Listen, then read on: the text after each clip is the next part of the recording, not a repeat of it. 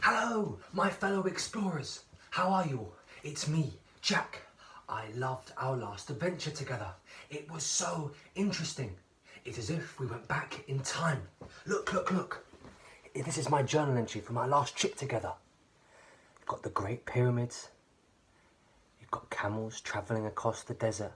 And you've got the Great Sphinx. Now, for our trip this week, I made sure I kept my magic Mac very, very safe. Oh, yes, here it is. Remember, let's unfold it. We spin our finger and the magic map will show us where we're going.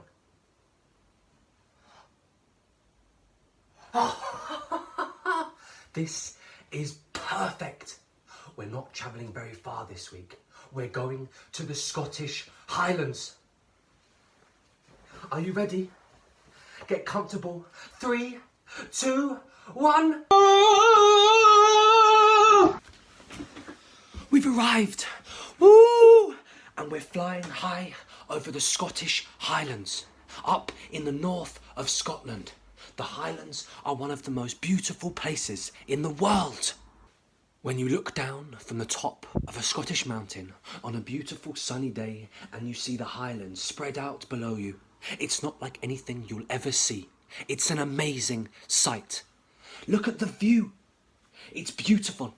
And look how green it is. The Highlands are called the Highlands because they're so mountainous. You can find the highest mountains in the UK up here. The highest of all of them is Ben Nevis, which is 1,345 metres high. That's more than 10 times the height of the Glasgow Tower. Lots of people climb it, but there are hundreds of other amazing, craggy, spectacular mountains you can climb all over the Highlands. The Northwest Highlands were made by ancient volcanoes and glaciers over 750 million years ago. Glaciers are like mountains of ice that move. They carve out valleys in Scotland, which we call glens. Glaciers move very, very slowly, and they carry rocks with them as they move.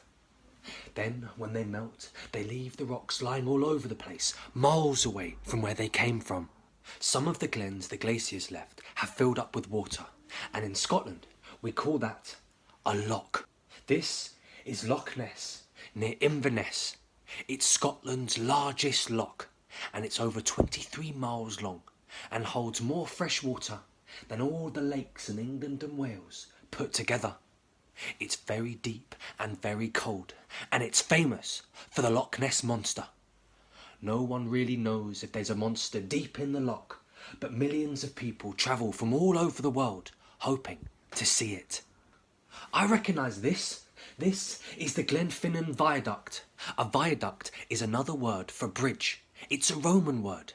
It was built in 1890, 130 years ago, to carry trains right across Finnen. If you take the train on the West Highland line, your train will travel over this viaduct. I've never done that, but I know all about the Finnen Viaduct because it's in all of the Harry Potter films. Ron, Hermione and Harry travel to and from school on the Hogwarts Express, which runs over this viaduct. Maybe you've seen it. Look at that castle. There are lots of old and beautiful castles in the Highlands. This is Donnan Castle. It sits on a loch on the way to Skye. It was built in the 13th century, making it over 700 years old. As you can see, the castle isn't on an island, at a point where 3 great lochs meet. It's a place full of history and goes back to the age of the Vikings and the Jacobites. It's like a time capsule of what Scotland used to be like. Look down there. I think those are seals. Yes, they are seals. Look at them playing in the sea. Aren't they amazing? The grey seals are the largest seal found in Scotland. There are over 120,000 grey seals in Scotland, which is 40% of all of the grey seals across the world. And there are wonderful Scottish folk tales about the Selkies. the seal people. Selkies were seals, who it was believed could turn themselves into people. There are stories of men who hid the skins of Selkies, so they had to stay on land and marry them. But the women would always find their skins, turn back into seals, and swim deep out into the sea once again. Oh wow!